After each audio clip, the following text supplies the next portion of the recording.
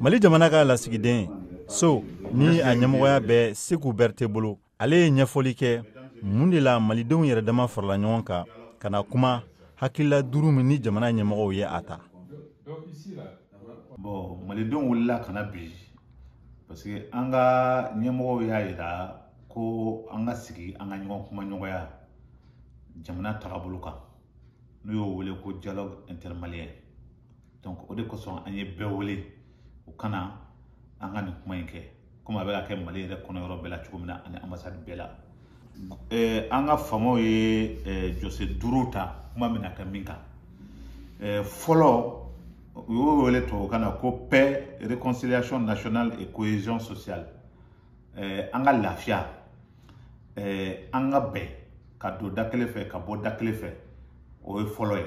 An bɛ se ka lafiya cogo di, an bɛ lafiya sɔrɔ cogo di an ka sigidaw la an ka jamana kɔnɔ. Filanan u y'o wele tubabukan na ko question politique et institutionnelle.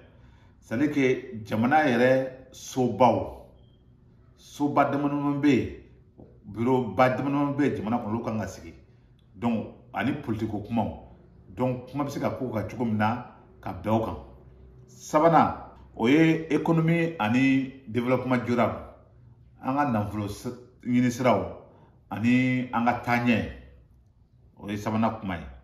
Naaninan o ye aspect sécuritaire et défense du territoire.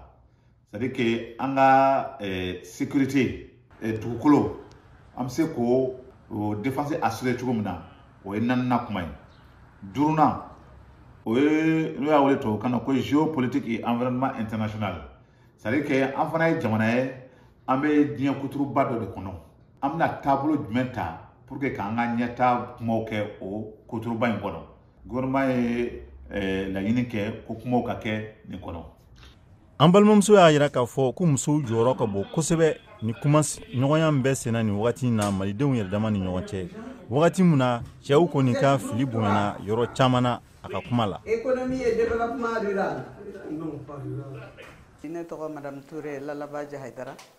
An kɛlen bɛ k'an dalajɛ yan pour parler du dialogue national a bi ka kɛ vraiment ni bɛn ni keleya ni ladiriya ni hɔrɔnya ye. Ayiwa an kɔni bɛ cikan min lase u bɛ baara la Ala ka dɔ fara a kan hali bi an bɛ dugawu k'u ye u k'u hakili to musow la u k'u hakili to denmisɛnninw na. Sisan ne ɲɛ b'an ka salle in kɔnɔ yan ne hakilila musow yɛrɛ ka ca ni cɛw ye.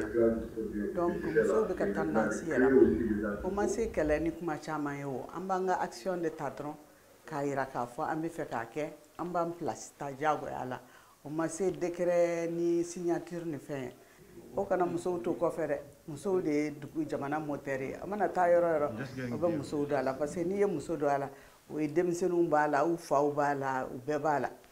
Maliden minnu bɛ tunga fɛ olu ka tɔn ɲɛmɔgɔ ni o ye Abdraman Touré ale ko nin ye hakilila ɲuman de ye ka maliden bɛɛ da don jamana kunkankow la u k'u hakilila fɔ jamana gɛlɛyaw la ani a bɛ se ka furakɛ cogoya min na.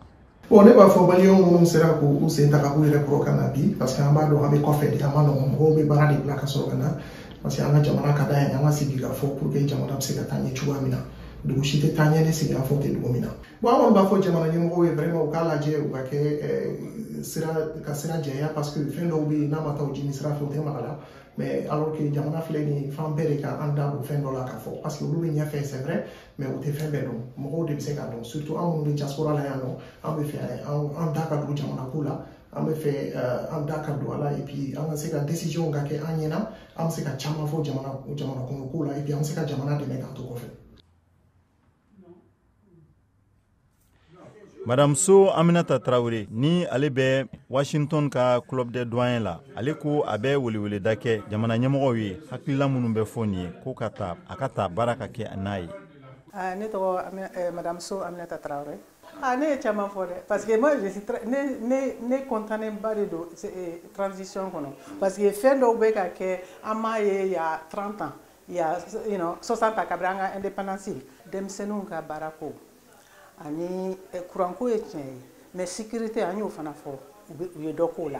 L'institution de Washington, mesdames et messieurs les membres du comité d'organisation du dialogue intermalien de Washington, chers compatriotes Modibo Dambélé, Washington DC, VOA Bambara Tola. Les autres autorités du Mali, je vous exprime mes remerciements.